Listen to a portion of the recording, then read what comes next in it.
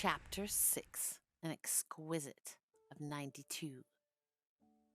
Sir Percy Blakeney, as the chronicles of the time inform us, was in this year of grace 1792 still a year or two on the right side of 30. Tall, above the average, even for an Englishman, broad-shouldered and massively built, he would have been called unusually good-looking, but for a certain lazy expression in his deep-set blue eyes and that perpetual, inane laugh which seemed to disfigure his strong, clearly cut mouth.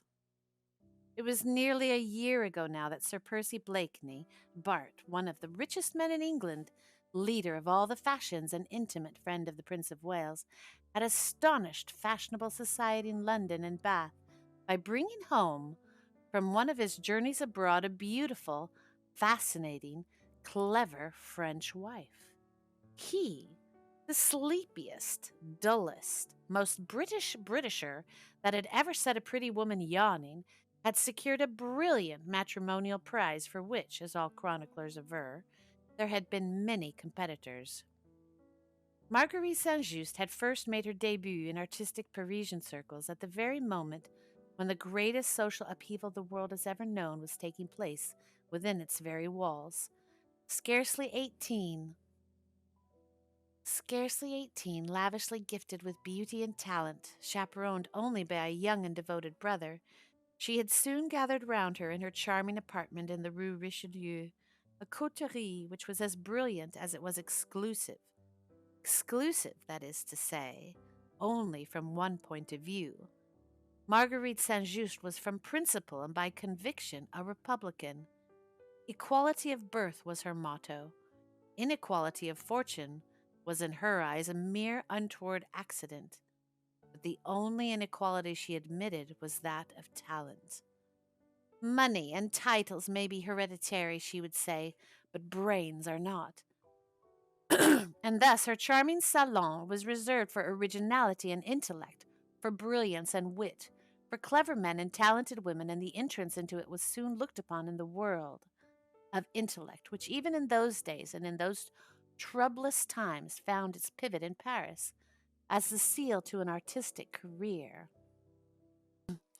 Clever men, distinguished men, and even men of exalted station formed a perpetual and brilliant court round the fascinating young actress of the Comédie Française, and she glided through republican, revolutionary, bloodthirsty Paris like a shining comet, with a trail behind her of all that was most distinguished, most interesting in intellectual Europe.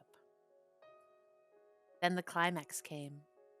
Some smiled indulgently and called it an artistic eccentricity. Others looked upon it as a wise provision in view of the many events which were crowding thick and fast in Paris just then. But to all, the real motive of that climax remained a puzzle and a mystery. Anyway, Marguerite St-Just married Sir Percy Blakeney one fine day, just like that, without any warning to her friends, without a soirée de contrat or dîner de fiançailles or other appurtenances of a fashionable French wedding. How that stupid, dull Englishman ever came to be admitted within the intellectual circle which revolved round the cleverest woman in Europe, as her friends unanimously called her, no one ventured to guess. Enough, she married him, and the cleverest woman in Europe had linked her fate to that demmed idiot, Blakeney, and not even her most intimate friends could assign to this strange step any other motive than that of supreme eccentricity. Those friends who knew laughed to scorn the idea that Marguerite St-Just had married a fool for the sake of the worldly advantages with which he might endow her.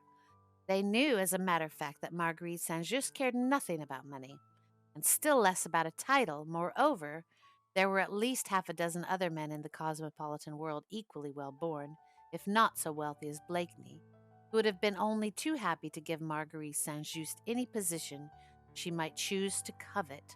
As for Sir Percy himself, he was universally voted to be totally unqualified for the onerous post he had taken upon himself. His chief qualifications for it seemed to consist in his blind adoration for her, his great wealth, and the high favor in which he stood at the English court.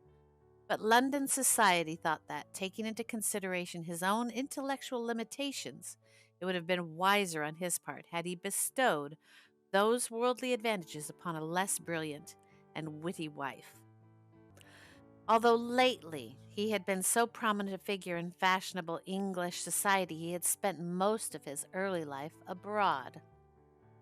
His father, the late Sir Algernon Blakeney, had had the terrible misfortune of seeing an idolized young wife become hopelessly insane after 2 years of happy married life. Percy had just been born when the late Lady Blakeney fell a prey to the terrible malady which in those days was looked upon as hopelessly incurable and nothing short of a curse of God upon the entire family.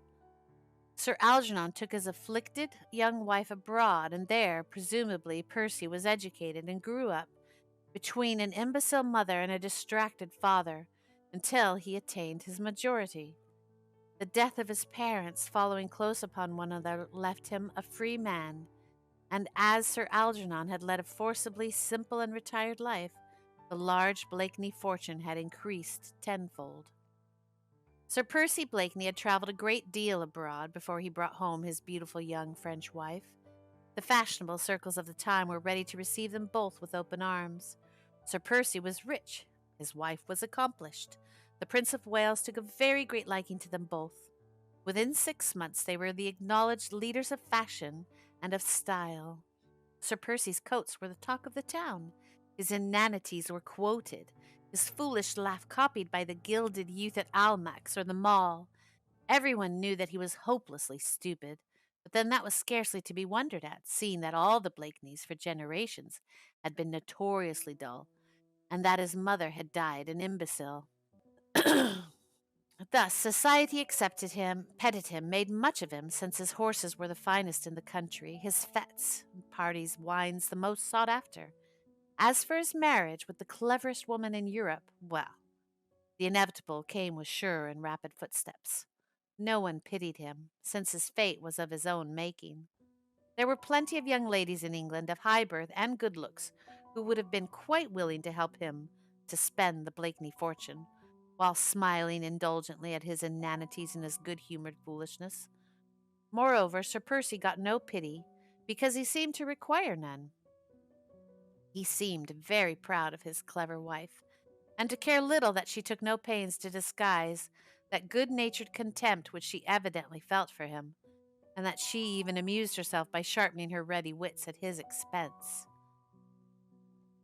But then Blakeney was really too stupid to notice the ridicule with which his clever wife covered him, and if his matrimonial relations with the fascinating Parisian had not turned out all that his hopes and his dog-like devotion for her had pictured, society could never do more than vaguely guess at it. In his beautiful house at Richmond, he played second fiddle to his clever wife with imperturbable bonhomie. He lavished jewels and luxuries of all kinds upon her, which she took with inimitable grace, dispensing the hospitality of his superb mansion with the same graciousness with which she had welcomed the intellectual coterie of Paris. Physically, Sir Percy Blakeney was undeniably handsome, always expecting the lazy bored, always accepting the lazy bored look which was habitual to him. He was always irreproachably dressed, and wore the exaggerated, incroyable fashions which had just crept across from Paris to England, with a perfect good taste innate in an English gentleman. On this special afternoon in September, in spite of the long journey by coach, in spite of rain and mud, his coat set irreproachably across his fine shoulders, his hands looked almost femininely white as they emerged through billowy frills of the finest Mechlin lace. The extravagantly short-waisted satin coat, wide-lapelled waistcoat, and tight-fitting striped breeches set off his massive figure to perfection, and in repose one might have admired so fine a specimen of English manhood, until the foppish ways, the affected movements, the perpetual inane laugh brought one's admiration of Sir Percy Blakeney to an abrupt close. He had lolled into the old-fashioned inn parlor, shaking the wet off his fine overcoat, then putting up a gold-rimmed eyeglass to his lazy blue eye. He surveyed the company, upon whom an embarrassed silence had suddenly fallen. "How do, Tony? How do, folks?" he said, recognizing the two young men and shaking them by the hand. Zounds, dear fellow, he added, smothering a slight yawn. Did you ever see such a beastly day? Demmed climate, this. With a quaint little laugh, half of embarrassment and half of sarcasm, Marguerite had turned towards her husband and was surveying him from head to foot with an amused little twinkle in her merry blue eyes. La, said Sir Percy after a moment or two's silence, as no one offered any comment. How sheepish you all look. What's up? Oh, nothing, Sir Percy, replied Marguerite with a certain amount of gaiety, which, however, sounded somewhat forced. Nothing to disturb your equanimity, only an insult to your wife. The laugh which accompanied this remark was evidently intended to reassure Sir Percy as to the gravity of the incident. It apparently succeeded in that, for echoing the laugh, he rejoined placidly, La, my dear, you don't say so. Begad, who was the bold man who dared to tackle you, eh? Lord Tony tried to interpose, but had no time to do so, for the young Vicomte had already quickly stepped forward. Monsieur, he said, prefixing his little speech with an elaborate bow, and speaking in broken English, my mother, the Comtesse de Tournay de Basserive, has offensed madame, who I see is your wife. I cannot ask your pardon for my mother. What she does is right in my eyes, but I am ready to offer you the usual reparation between men of honor. The young man drew up his slim stature to its full height and looked very enthusiastic, very proud, and very hot as he gazed at 6 foot odd of gorgeousness as represented by Sir Percy Blakeney Bart. Lud, Sir Andrew, said Marguerite with one of her merry, infectious laughs, look on that pretty picture. The English turkey and the French bantam. The simile was quite perfect, and the English turkey looked down with complete bewilderment upon the dainty little French bantam, which hovered quite threateningly around him. La, sir, said Sir Percy at last, putting up his eyeglass and surveying the young Frenchman with undisguised wonderment. Where, in the cuckoo's name, did you learn to speak English? Monsieur, protested the Vicomte, somewhat abashed at the way his warlike attitude had been taken by the ponderous-looking Englishman. I protest 'tis marvellous, continued Sir Percy imperturbably. Demmed marvellous. Don't you think so, Tony, eh? I vow I can't speak the French lingo like that, what? Nay, I'll vouch for that, rejoined Marguerite. Sir Percy has a British accent you could cut with a knife. Monsieur, interposed the Vicomte earnestly, and in still more broken English, I fear you have not understood. I offer you the only possible reparation among gentlemen. What the devil is that? Asked Sir Percy blandly. My sword, monsieur, replied the Vicomte, who, though still bewildered, was beginning to lose his temper. You are a sportsman, Lord Tony, said Marguerite merrily. 10 to 1 on the little bantam. But Sir Percy was staring sleepily at the Vicomte for a moment or two through his partly closed heavy lids. Then he smothered another yawn, stretched his long limbs, and turned leisurely away.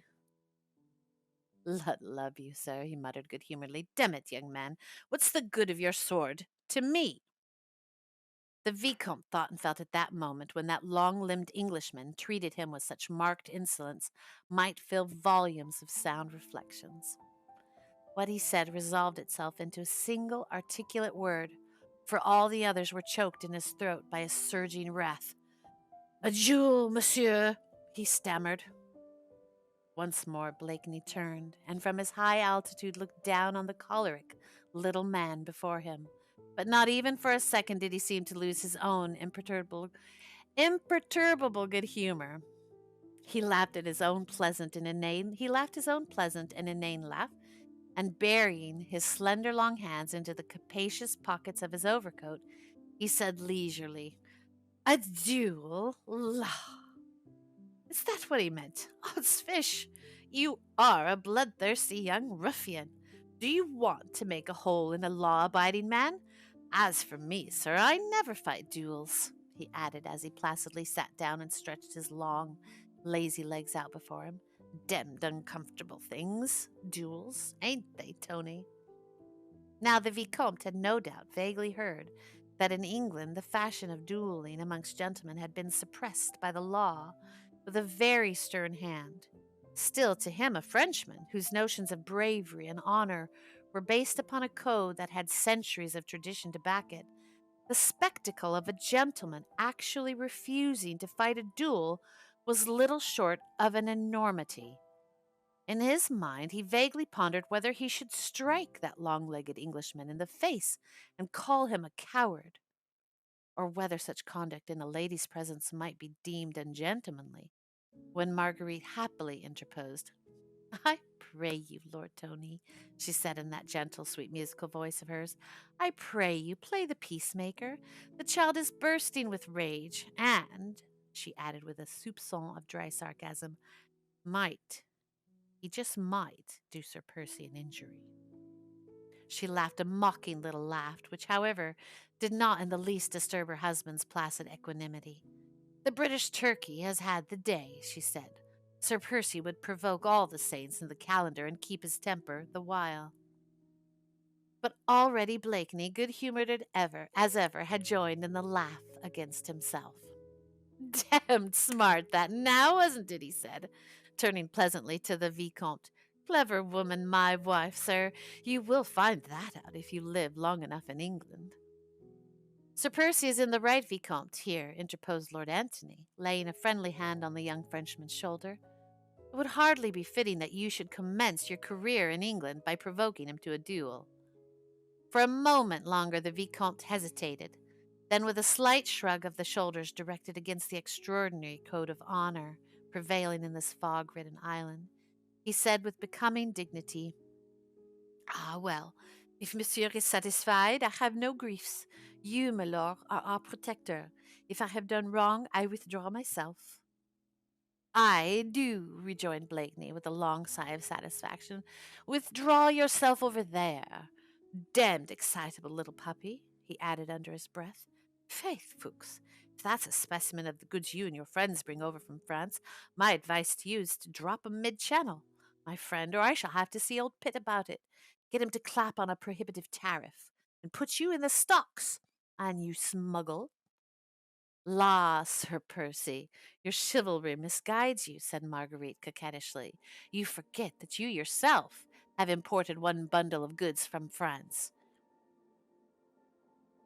Blakeney slowly rose to his feet, and making a deep and elaborate bow before his wife, he said with consummate gallantry, "I had the pick of the market, madame, and my taste is unerring." "More so than your chivalry, I fear," she retorted sarcastically. "Odds life, my dear, be reasonable. Do you think I am going to allow my body to be made a pincushion of by every little frog-eater who don't like the shape of your nose?" "Lud, Sir Percy," laughed Lady Blakeney, as she bobbed him a quaint and pretty curtsy, "you need not be afraid. It is not the men who dislike the shape of my nose." "Afraid be demmed. Do you impugn my bravery, madame? I don't patronize the ring for nothing, do I, Tony? I've put up the fists with Red Sam before now, and he didn't get it all his own way either." "'Sfaith, Sir Percy," said Marguerite with a long and merry laugh that went echoing along the old oak rafters of the parlor, "I would I'd seen you then. You must have looked a pretty picture. And to be afraid of a little French boy." echoed Sir Percy, good-humouredly.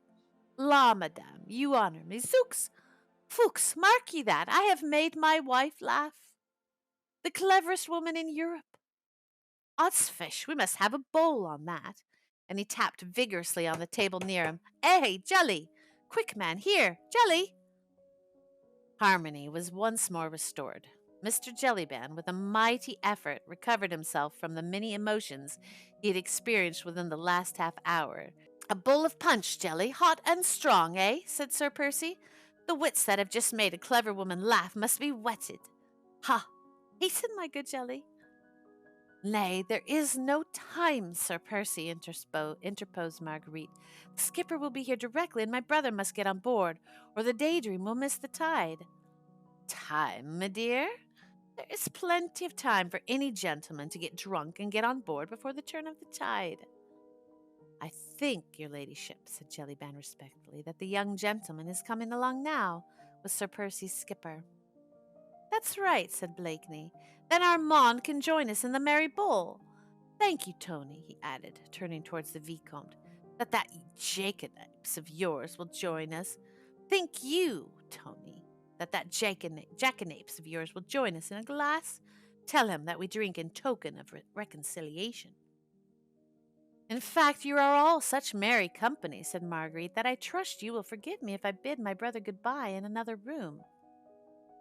It would have been bad form to protest. Both Lord Antony and Sir Andrew felt that Lady Blakeney could not altogether be in tune with them at that moment. Her love for her brother Armand St. Just was deep and touching in the extreme. He had just spent a few weeks with her in her English home and was going back to serve his country at a moment when death was the usual reward for the most enduring devotion. Sir Percy also made no attempt to detain his wife. With that perfect, somewhat affected gallantry which characterized his every movement, he opened the coffee-room door for her and made her the most approved and elaborate bow which the fashion of the time dictated, as she sailed out of the room without bestowing on him more than a passing, slightly contemptuous glance. Only Sir Andrew Ffoulkes, whose every thought since he had met Suzanne de Tournay seemed keener, more gentle, more innately sympathetic, noted the curious look of intense longing, of deep and hopeless passion, with which the inane and flippant Sir Percy followed the retreating figure of his brilliant wife.